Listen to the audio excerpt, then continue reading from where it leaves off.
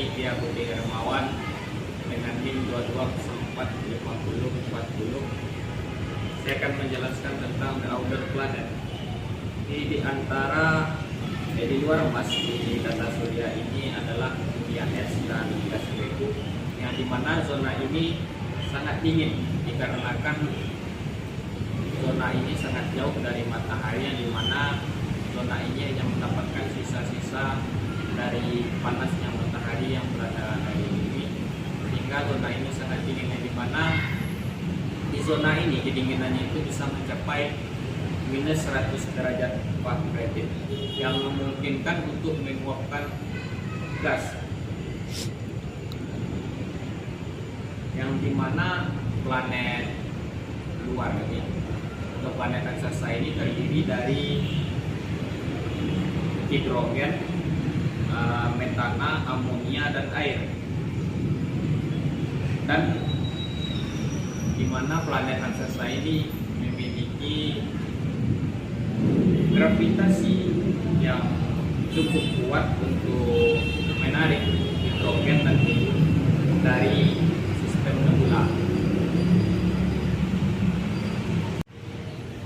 Dikarenakan kaya akan hidrogen dan molekul, dan juga karena hidrogen yang melimpah di atas surya muda ini, sehingga dia kaya akan silikat, dan juga planet yang terbentuk di lingkungan ini atau di planet luar sistem ini memiliki lebih banyak bahan untuk pertumbuhannya. Akibatnya planet-planet dingin ini menjadi jauh lebih besar daripada planet-planet yang lebih dekat kepada matahari.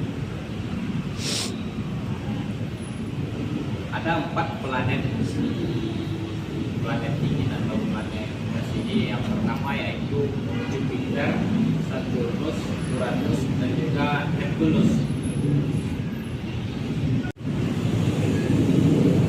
Karena meskipun planet raksasa ini memiliki inti batuan cair, tapi planet raksasa ini tidak memiliki permukaan seperti pegunungan dan lembah. Dan juga bulan di planet raksasa ini memiliki ukuran baik dari kilometer dan diameter yang lebih besar daripada Merkurius.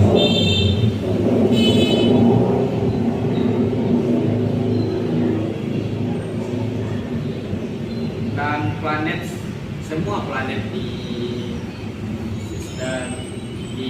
zona dingin ini atau di sini memiliki cincin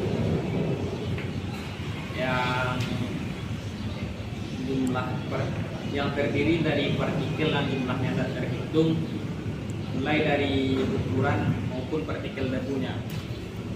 Jupiter ini merupakan nama dari dewa merah Yunani, yang dimana Jupiter ini merupakan planet terbesar yang ada di tata surya, baik dari segi radius dan juga dari segi masanya. Itu sekitar 11 kali lebih, diameter Jupiter ini sekitar 11 kali lebih daripada bumi, dan masanya 300 kali lebih daripada bumi. Dan juga Jupiter ini lebih besar sekitar 3 kali dari Saturnus. Sebenarnya massa Jupiter ini lebih besar daripada semua planet yang ada di tata surya ini. Jupiter outer atmosphere atau atmosfer luar dari Jupiter ini sinar spektra dipantulkan dari awan yang ada di atmosfer Jupiter ini, memperlihatkan bahwasanya atmosfer yang ada di Jupiter ini sebenarnya terdiri dari hidrogen, helium, gas, metana, amonia, dan air. Itu yang dimana gas ini pernah dideteksi pada tahun 1995 ketika Prof. menguji Galileo spektra terjun payung di atmosfer Jupiter ini. Awannya itu lebih sulit untuk dianalisis, tapi teori mengatakan bahwasanya Jupiter ini memiliki partikel air, gas, amonia, dan senyawanya. Warna dari atmosfer Jupiter ini berasal dari molekul organik kompleks dan juga belerang yang ada di sekitarnya. Pernah ada foto menunjukkan bahwasanya awan yang ada di atmosfer Jupiter ini bergerak lebih cepat daripada planet, lebih cepat daripada bumi. Sekedar pemberitahuan bahwasanya Jupiter itu berotasi setiap 10 jam. Jupiter interior atau inti Jupiter. Astronot tidak bisa melihat inti Jupiter ini karena awannya yang sangat tebal. Dan juga pernah diadakan detektor seismik tapi tidak bisa melihat Jupiter dikarenakan awannya yang sangat tebal.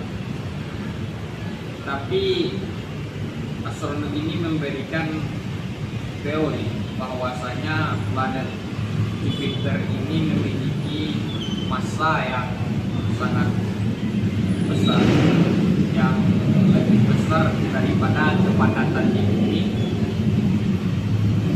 Untuk mengetahui kepadatan yang ada di Jupiter ini, astronom ini membagi antara massa dan volume yang ada di Jupiter ini. Jika di sana dapat dilihat berapa kepadatan Jupiter, yang mana kepadatan Jupiter itu lebih padat daripada bumi, walaupun Jupiter ini memiliki massa yang besar. Inti Jupiter ini sangat panas, mungkin sekitar 30.000 Kelvin, yang dimana intinya ini lebih panas daripada inti bumi, yang dimana belerang itu perlahan naik ke udara dikarenakan suhu yang ada di Jupiter ini sangat panas. Sabut gelap yang ada di Jupiter ini susah terlihat dari bumi dikarenakan di Jupiter itu cukup gelap. Ya, orbitnya planet Jupiter ini sangat redup, yang dimana cincinnya itu sangat susah untuk dilihat dari bumi dikarenakan partikel dari cincinnya itu yang sangat kecil dan redup dari cahaya. Jupiter ini pernah terlihat dari Voyager 1, yaitu pada tahun 1979, yang dimana sistem dari cincin Jupiter ini sangat kecil dan partikelnya yang sangat gelap, sehingga susah untuk dilihat dari bumi atau bulannya Jupiter. Jadi ketika Galileo pertama melihat Jupiter ini dengan teleskopnya, dia melihat ada 4 bulan yang berada di Jupiter ini yang disebut dengan Galilean satelit. Galilean satelit itu yang pertama ada namanya Io, Europa, Ganymede, dan Callisto, yang dimana Europa ini lebih besar daripada bulan kita, dan Ganymede ini merupakan satelit yang terbesar di tata surya ini. Bulannya Jupiter yang kelima yaitu Almatea, yang dimana bulan yang kelima ini sangat kecil. Dari planet gas dan es adalah Saturnus. Saturnus ini merupakan nama dari dewa planet Romawi, yang dimana Saturnus ini merupakan planet terbesar kedua di sistem tata surya ini, yang dimana jaraknya itu 2 kali lebih dari Jupiter kepada matahari, yaitu sekitar 10 AU. Itu struktur Saturnus, yang dimana diameter Saturnus ini 90 kali 5 lebih besar daripada bumi, dan juga massanya 95 kali dari massa bumi. Tapi kepadatan dari Saturnus ini sangat rendah, dimana hanya 0,7 gram per atmosferik yang dimana itu terdiri dari air. Kepadatan Saturnus ini seperti kepadatan dari Jupiter, yang dimana komposisinya itu terdiri dari hidrogen dan juga molekul dan senyawa lainnya. Spektra dari planet Saturnus ini sama dengan ada spektra yang pernah dipancarkan pada planet Saturnus ini, mengindikasikan bahwasanya planet Saturnus ini sama baik dari segi komposisi dan intinya dengan inti yang ada di planet Jupiter. Atmosfer Uranus ini sangat dingin dikarenakan Uranus ini memiliki banyak gas amonia dan juga awan partikel awan beku, sehingga atmosfer ini sangat dingin. Ring Saturnus atau cincinnya dari Saturnus ini, cincin Saturnus ini pertama kali dilihat oleh astronom Galileo yang dilihat dengan teleskop primitifnya yang kecil, yang dimana cincinnya ini terlihat seperti gagak di setiap sisi planet ini.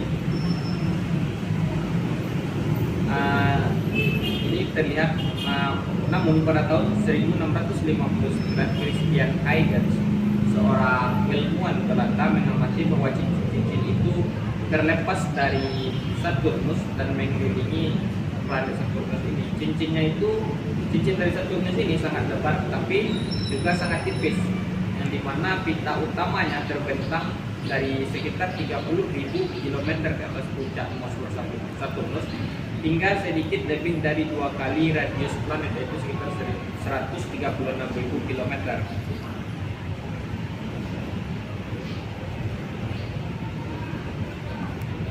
Tentang cincin Saturnus ini, selama berabad-abad para astronom percaya bahwasanya Saturnus ini merupakan satu-satunya planet yang memiliki cincin. Namun pada 1977 cincin tipis terdeteksi di sekitar Uranus, dan beberapa tahun kemudian cincin tipis di sekitar Jupiter dan Neptunus juga ditemukan. Cincin itu terbuat dari partikel kecil atau gelap yang seringkali mudah dilihat jika dilihat dari sisi planet yang berlawanan dengan matahari, yang dimana cincin yang mengelilingi keempat planet Jupiter ini diperlihatkan, termasuk cincin luar samar Saturnus yang terlihat dari belakang planet ini.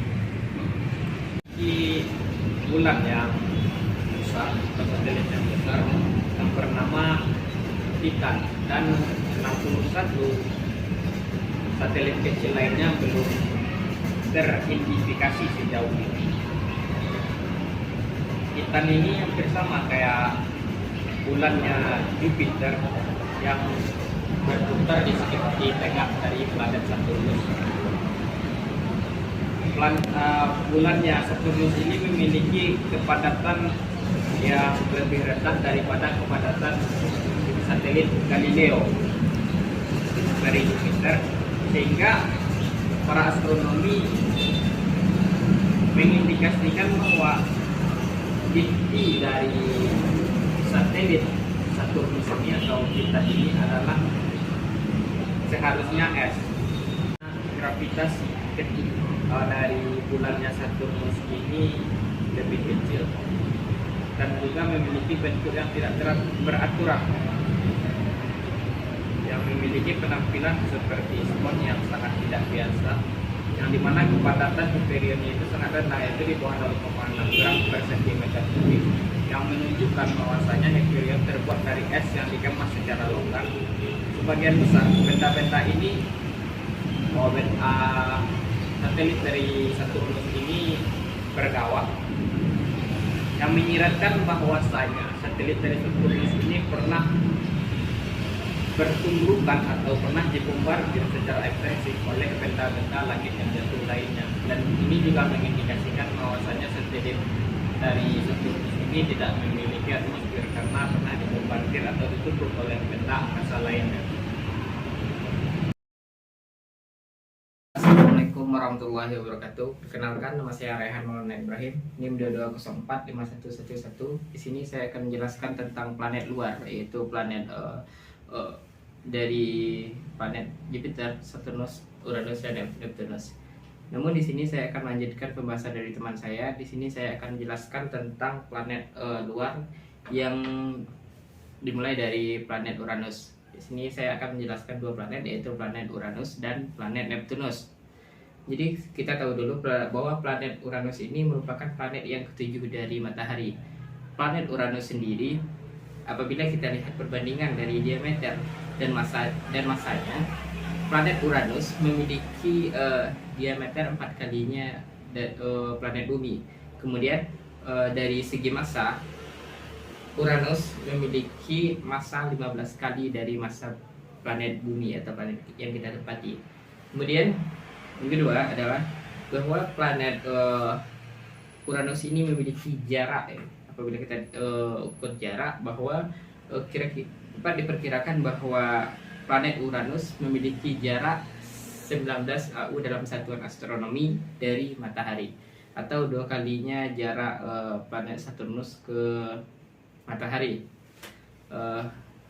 Planet Saturnus ini sebenarnya dapat dilihat dengan mata telanjang dari bumi, yaitu tidak membutuhkan alat khusus atau teropong untuk melihat planet Saturnus ini dari langit malam. Dan planet Saturnus ini pada awalnya dikira adalah sebuah komet.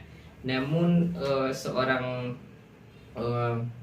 pengamat ilmu perbintangan yang berasal dari Jerman, dia mengatakan bahwa Uranus ini adalah sebuah planet yang sama seperti planet-planet lainnya yang juga mengorbit Matahari. Oke, sejak saat itu Uranus menjadi susunan tata baru dalam planet di tata surya kita. Kemudian orang yang menemukan planet Uranus ini bernama Sir William Herschel. Dia yang menjadi orang pertama yang mengatakan bahwa Uranus adalah sebuah planet. Oke, kita lanjutkan tentang keterangan dari seorang penemu dari planet Uranus ini. Dia adalah Sir William Herschel, yang mengklaim dirinya sebagai orang pertama yang mengatakan bahwa orbit dari Uranus yang menyerupai planet dari Bumi adalah sebuah planet baru. Jadi ia adalah orang pertama yang menemukan planet Uranus. Sedikit sejarah bahwa pada awalnya Sir William Herschel ini melihat ke langit malam. Dia melihat objek biru yang bergerak melingkar, dan dia selalu berada pada garis orbitnya. Dan dia butuh waktu beberapa bulan untuk mengamati bahwa untuk menyimpulkan bahwa apa yang dilihatnya ini adalah sebuah planet. Dan pada akhirnya dia memang benar bahwa beberapa bulan setelahnya dia menetapkan bahwa dia telah menemukan planet baru, disebut sebagai planet Uranus yang kita kenal saat sekarang ini. Untuk penjelasan dari komponen isi planet dari Uranus ini, bahwa Uranus apabila diamati dari luar bumi, kita dapat melihat dari struktur komponen atmosfernya itu yang menunjukkan bahwa Uranus sama halnya dengan planet Saturnus dan juga Jupiter, yang juga tersusun atas komponen senyawa yang terdiri atas air, amonia, dan juga metana. Kemudian warna biru yang dihasilkan dari planet ini itu sebenarnya faktanya adalah dari metana, yang sebelumnya diduga bahwa penglihatan tentang spektrum yang menunjukkan bahwa Uranus ini terlihat berwarna biru akibat dari pancaran atmosfer yang dapat dilihat. Namun memang faktanya bahwa Uranus yang berwarna biru merupakan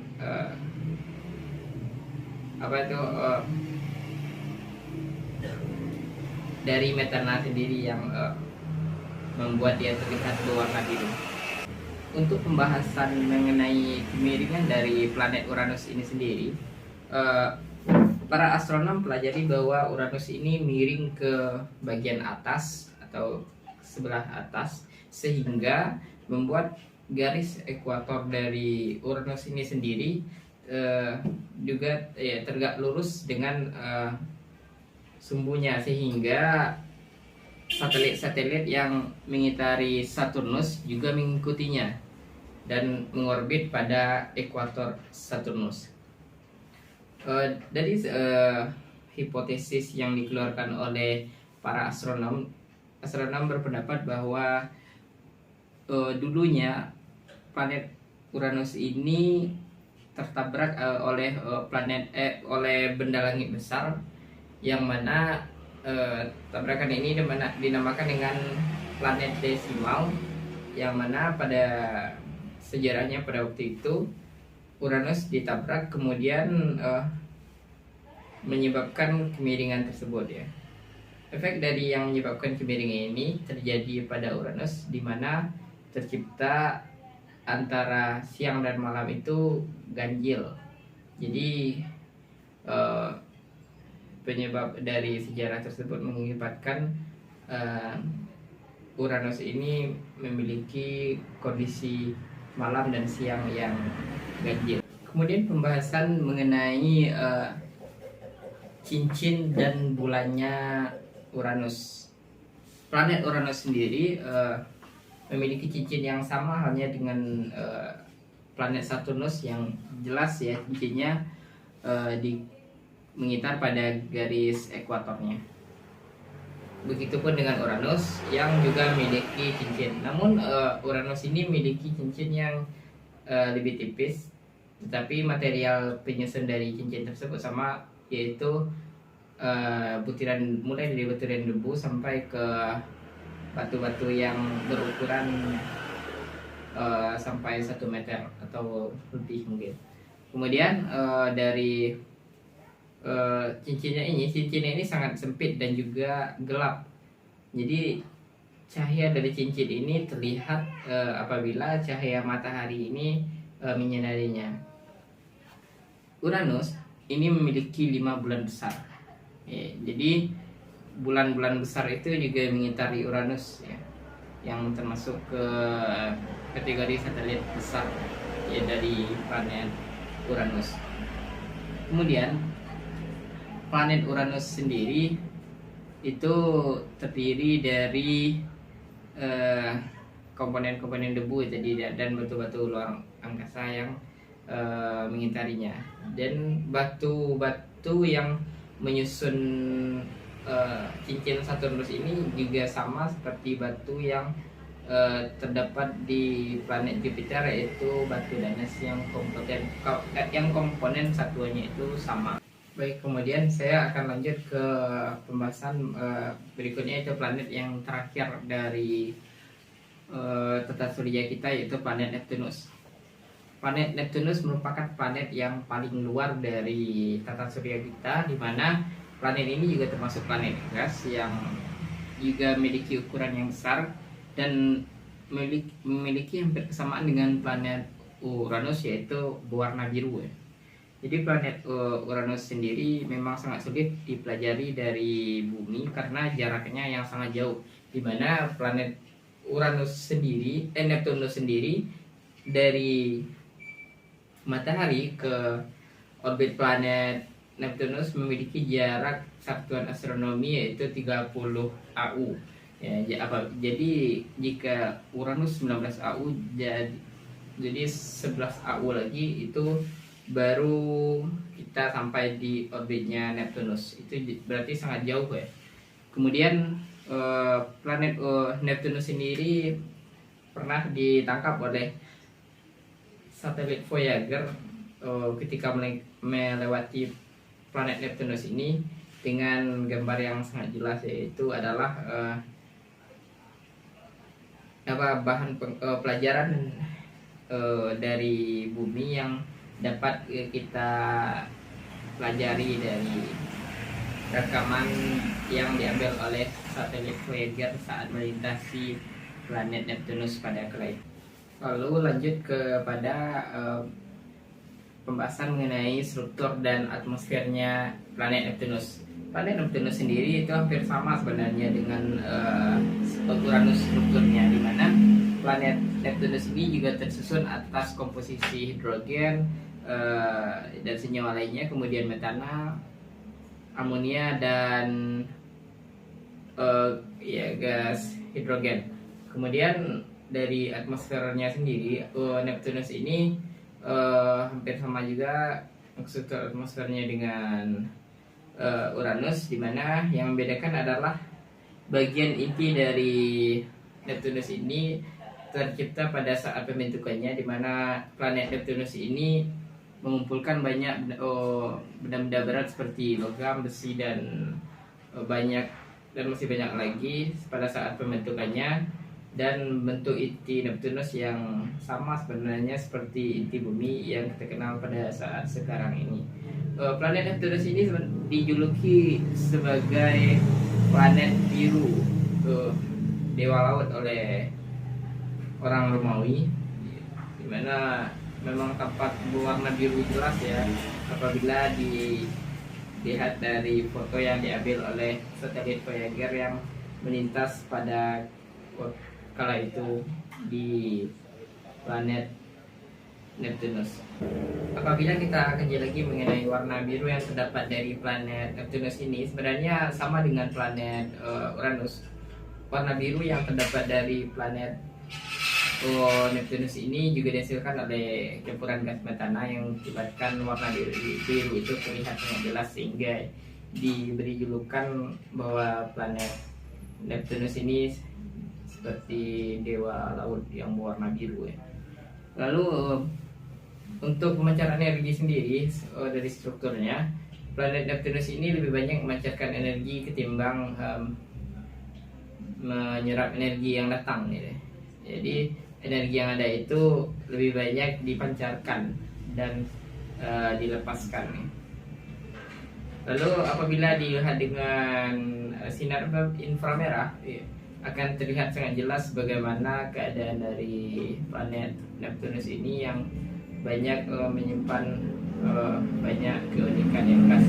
Namun yang membedakan dari planet Uranus, walaupun kelihatan sama, ada yang ciri khas yang membedakannya itu adalah pada awan yang terdapat di planet Neptunus, di mana Neptunus ini memiliki awan yang khas yang tidak sama dengan awan yang terdapat di planet Uranus. Ini yang menjadikan planet Neptunus ini khas dan berbeda dari planet. Lalu untuk pembahasan satelit dan struktur cincinnya Neptunus. Jadi cincin Neptunus itu juga tersusun atas batu-batuan yang hampir sama halnya dengan cincin yang terdapat di planet Uranus. Jadi semua planet luar itu memiliki cincin ya, Jupiter, Saturnus, Uranus, dan Neptunus. Walaupun memang sebenarnya cincin yang sangat jelas dan cantik terlihat dari bumi itu memang cincinnya planet Saturnus. Kemudian dari segi bulannya, planet Neptunus ini memiliki bulan besar yang terdapat 6 bulan. Di antara 6 bulan ini yang paling terkenal itu adalah bulan Triton, di mana bulan tersebut memiliki ukuran yang hampir sama ya dengan bulan yang terdapat di planet Jupiter. Bulan Triton ini sangat terkenal karena dia tampak jelas sekali mengorbit planet Neptunus apabila dibandingkan dengan 5 bulan yang lainnya. Sebenarnya ada banyak itu bulan planet Neptunus, namun dia tidak terkenal karena ukurannya yang kecil-kecil dan tidak dibahas atau dipelajari lebih dalam oleh para astronom. Apabila kita lihat itu sebenarnya di luar orbit paling luar dari tata surya kita ini juga terdapat sebuah asteroid, di mana ya apabila antara Mars dan Jupiter itu terdapat sebuah asteroid, dan di luar Neptunus juga terdapat sabuk asteroid. Ya mungkin sekian penjelasan yang dapat saya jelaskan mengenai tata surya kita ini, yang mana walaupun pengajian saya mengenai 4 planet luar, yaitu planet Jupiter, Saturnus, Uranus, dan Neptunus. Namun sebenarnya semuanya ini merupakan satu kesatuan yang bergerak dengan energi yang tidak habis ya, atau tidak terputus. Dia selalu mengorbit matahari yang mungkin lebih lama, akan terus bergerak lama dan seterusnya. Dan perkiraan mengenai matahari akan hancur pada 4,5 miliar tahun lagi itu mungkin masih sangat panjang waktunya untuk para planet ya untuk berevolusi lagi. Ya mungkin sekian penjelasan dari saya. Sekian, terima kasih. Assalamualaikum warahmatullahi wabarakatuh.